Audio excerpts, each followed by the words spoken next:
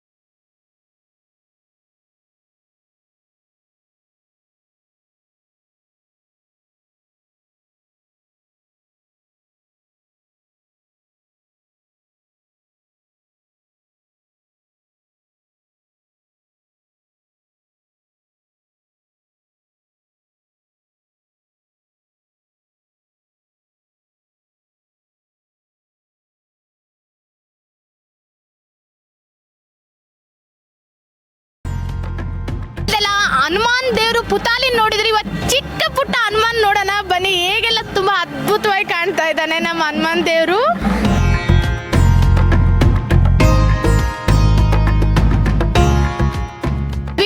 ಹಾಗೆ ಇಲ್ಲೊಂದು ದೇವಸ್ಥಾನ ಇದೆ, ಅದು ಏನಂತಂದ್ರೆ ವಜ್ರವರಾಯ ದೇವಸ್ಥಾನ ಅಂತೇಳಿ. ಅದು ಹೇಗೆಲ್ಲ ಅಲಂಕಾರ ಮಾಡಿದರೆ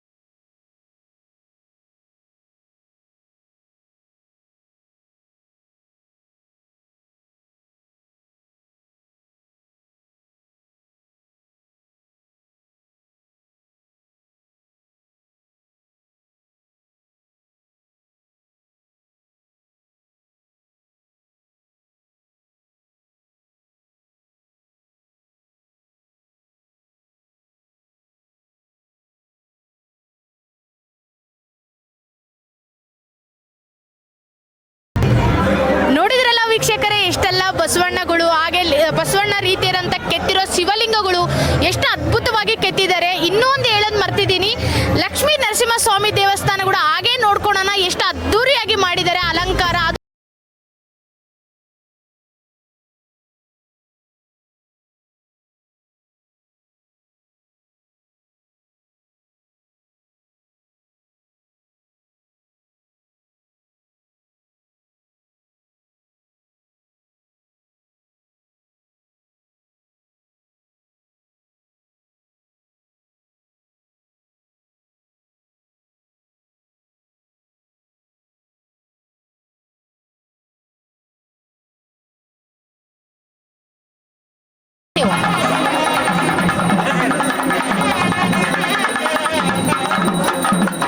ಏ ಧರಣಿ,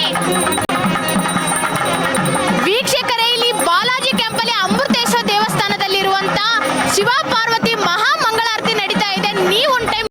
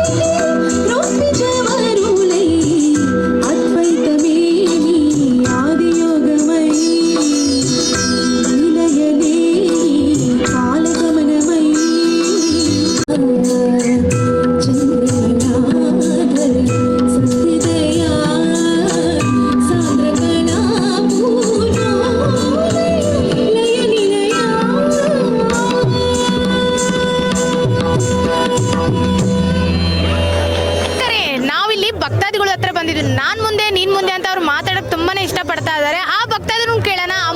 ಅಮೃತೇಶ್ವರ ದೇವರು ಹೇಗೆಲ್ಲ ಅಲಂಕಾರ ಮಾಡಿದ್ರು, ಇವರೆಲ್ಲ ಹೇಗೆಲ್ಲ ಖುಷಿ ಪಟ್ರು, ಆ ಹುಡುಗರನ್ನ ಕೇಳಿ ತಿಳ್ಕೊಳ್ಳೋಣ. ಸರ್ ನಮಸ್ಕಾರ. ಸರ್ ನಮಸ್ತೆ ಮೇಡಮ್. ಸರ್ ನಿಮ್ಮ ಊರು ಸರ್? ಜಾಲಿಬೆಂಚ್. ನಿಮ್ಮ ಹೆಸರು? ಸುದೀಪ್.